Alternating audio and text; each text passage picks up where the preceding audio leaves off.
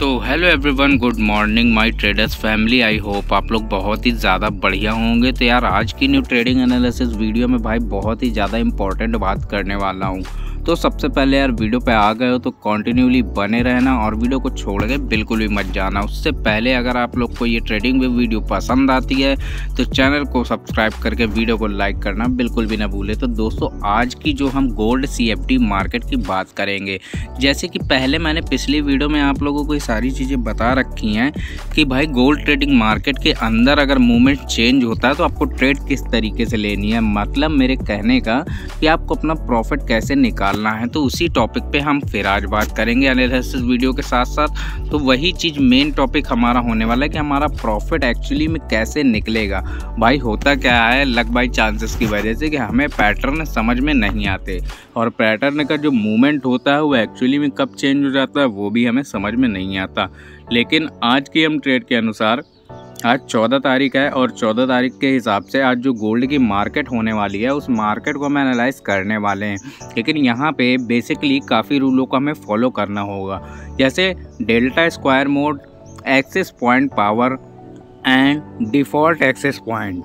ये सारी चीज़ें आपको समझनी होगी। तो डिफ़ॉल्ट एक्सेस पॉइंट किसे कहते हैं, तो चलिए ठीक है मैं आपको डिफ़ॉल्ट एक्सेस पॉइंट बता ही देता हूं कि अब होता क्या है। जैसे ये मेरा स्क्वायर सिंबल है, अब एक स्क्वायर सिंबल को मैंने नीचे की तरफ टर्न ऑन किया, लेकिन इसका जो फर्स्ट मूवमेंट है जो ऊपर की तरफ से क्रिएट हो रहा है वो कहाँ पे जाके रुका है।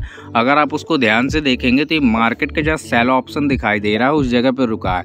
मतलब जहाँ पे सेल ऑप्शन चालू है वहाँ पे अगर हम अपना स्क्वायर का पॉइंट बना के उसकी क्रिएटिविटी को होल्ड करते हैं तो वो हो जाता है हमारा एक्सेस पॉइंट। लेकिन सेम पोजीशन वही बनती है जो कैंडल पैटर्न स्टिक में होती है।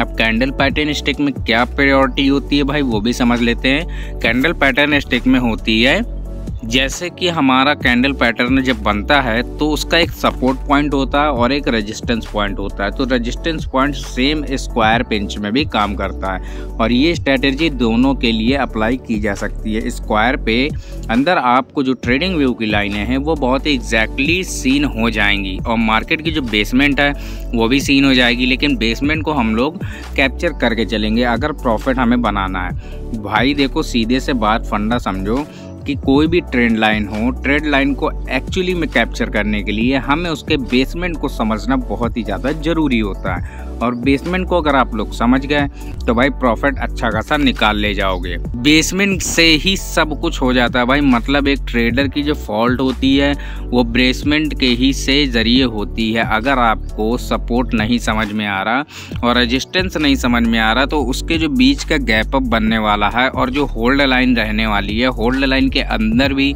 आपको ऐसे ही कुछ मूव देखने को मिल जाएंगे। लेकिन आपको सेल ऑप्शन के अगर अंदर ही अपना प्रॉफिट निकालना है और मार्केट सेल की तरफ इंडिकेट कर रही है, मतलब सेल की तरफ इंडिकेट दे रही है कि आपको अपने ऑप्शन को सेल करना, तो आप कौन से ऑप्शन को सेल करेंगे, तो कौन से ऑप्शन को सेल करना चाहिए। अगर सेल की तरफ डिफ़ॉल्ट इंडिकेट हो रहा है तो आपको वहाँ पे अपने पुट ऑप्शन को सेल कर देना चाहिए। मतलब पुट ऑप्शन को अच्छी क्वांटिटी में परचेस करने के बाद आपको वहाँ पे उसको सेल कर देना चाहिए। हालांकि मैंने कई बातों को इसको एनालाइज करने के लिए आपको पिछली वीडियो में बता रखा है, लेकिन इस स्ट्रैटेजी को अगर अपने कॉन्टिन्यूसली बेस पे बना के इस पे वर्क करते हैं तो आप अच्छा खासा प्रॉफिट निकाल सकते हैं। लेकिन यहाँ पे वो चीज़ें अप्लाई नहीं होती। हर चीज़ की स्ट्रैटेजी गाइस अलग अलग होती है, लेकिन उस अलग अलग स्ट्रैटेजी को समझने के लिए हमें अलग अलग मूवमेंट के तरीके से हर चीज़ को अलग अलग सिम्टम्स के हिसाब से समझना पड़ता है। अब यहाँ पे जब हम मार्केट का बेसमेंट देखेंगे तो हम देख रहे हैं 2351 से मार्केट ने अपना क्रेज ओपन किया। मतलब 2351 से यहाँ पे मार्केट अपना सपोर्ट बना रही है और सपोर्ट बनाने के साथ साथ 2351 से कहाँ तक जा रही है, 2356 तक। मतलब 5 पॉइंट्स का डिफरेंट आपको यहाँ पे देखने को मिल जाएगा।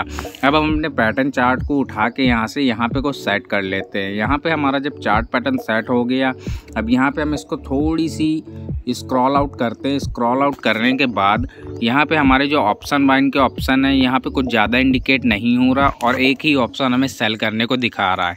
तो यहाँ पे हम अपने पुट ऑप्शन को जितनी भी क्वांटिटीज़ में हमने ख़रीद रखा है उसको अच्छे मूवमेंट पे सेल करने के लिए वेट करेंगे। लेकिन वेट करने के साथ साथ हमें मार्केट के बेस और अंडरलाइन एक्सेस पॉइंट के लिए थोड़ा सा पेशेंस रखना होगा। थोड़ा पेशेंस रखने के बाद अंडरलाइन स्क्वायर जब हमारी उस बेसमेंट को कैप्चर करती है, मतलब कि अगर देखें जैसे रेजिस्टेंस बना है 2357 पे और मार्केट ओपन हुई थी भाई 2340 से, मान लो तो 17 पॉइंट का डिफरेंस आपको यहाँ पे देखने को मिल जाएगा। अब 17 पॉइंट के अंदर आपको मान लीजिए 23.4 से स्टार्ट हो रही है तो 23.10 पे आपको अपना एक SL लगा देना है और 23.16 पे आपको अपना पुट ऑप्शन को सेल कर देना है। पुट ऑप्शन की क्वांटिटी और बेसमेंट अगर मान लो अच्छा खासा नहीं रेवेन्यू मिल रहा, अगर आपको 10 के 12 भी मिल रहे हैं तो भी आपको ऐसी कंडीशन में अपने स्टॉक्स को सेल कर देना चाहिए, क्योंकि सेल करने के बावजूद भी आपको 2 पॉइंट का प्रॉफिट हो रहा है। मतलब 100 रुपये लगाने पे अगर 20 रुपये भी आपको मिल रहा है ऐसी कंडीशन में, तो आपको वो प्रॉफिट निकाल लेना चाहिए। हालांकि कई ट्रेडर करते क्या हैं कि भाई अच्छी क्वांटिटी तो लिए हुए हैं, 100 पीस 200 पीस लिए हैं, 50 पीस लिए हैं, लेकिन उस क्वांटिटी को अच्छा खासा सेल करने के लिए वो ऐसे टाइम का वेट कर लेते हैं जहाँ पे उनके पुट ऑप्शन और उनकी क्वांटिटीज़ की वैल्यू 0 होने वाली होती है। मतलब कि मेरे कहने का मतलब ये है कि अगर आपने कोई भी कॉल ऑप्शन या पुट ऑप्शन 100 रुपये में ख़रीदा और उसको ऐसे मोमेंट पे अगर ज़्यादा पेशेंस करके ज़्यादा वेट कर रहे हैं तो आपने 100 रुपीज़ क्वान्टिटी के हिसाब से ख़रीदा था, लेकिन उसकी कुछ ही टाइम बाद वैल्यू हो जाएगी 70 रुपये और उससे आपको लॉस हो सकता है। मतलब 30 रुपये फिर भी माइनस ऑब्जेक्टिव में चला जाएगा। और यहाँ पे वही चीज़ नहीं समझ में आती भाई, ट्रेडर से कंफ्यूज हो जाता है कि हमारा ऑब्जेक्टिव पॉइंट्स कैसे ओपन हो गया, क्योंकि हमने 100 क्वांटिटी के हिसाब से ये परचेस किया था, हमारी इसकी वैल्यूएशन 70 रुपये कैसे बची। तो वही चीज़ है, ये जो पोजीशन बनती है ये बहुत ही अल्ट्रामेटिव पोजीशन बनती है। अल्ट्रामेटिव पोजीशन को समझने के लिए हमें इसके पैटर्न को, स्क्वायर एंगल को समझना बहुत ही ज़्यादा ज़रूरी होता है। और इस एंगल को अगर हम लोग समझ गए तो हम यहाँ पर भी ऐसी पोजीशन में अपना प्रॉफिट निकाल सकते हैं। अगर 10 और 20 पॉइंट्स के आसपास भी आपको मिल रहा है तो भी प्रॉफिट निकाल लीजिए, और नहीं मिल रहा है तो यार ज़्यादा वेट करोगे तो आपको लॉस हो सकता है। तो इसके लिए मैं इसीलिए आज इस वीडियो पे आया था कि आपको ऐसी ट्रिपिकल कंडीशन पे कैसे अपना प्रॉफिट निकालना है उस बारे में बता दूं। तो आई होप आप लोग को ये चीज़ समझ में आ गई होगी, कौन से पॉइंट पे कैसे एक्सेस पॉइंट को मैनेज करके अपना प्रॉफिट निकाल सकते हैं, ये चीज़ आपको समझ में आ गई होगी। तो मिलेंगे यार नेक्स्ट वीडियो में फिर से। वीडियो पर इतनी देर वॉच करने के लिए दिल से धन्यवाद। अगर मन करे वीडियो अच्छी लगे तो चैनल को सब्सक्राइब करके वीडियो को लाइक कर देना और नेक्स्ट वीडियो देखने के लिए प्यारा सा कमेंट कर देना। अगर कोई चीज़ समझ में नहीं आ रही तो भी आप मुझे कमेंट कर देना। Thank you.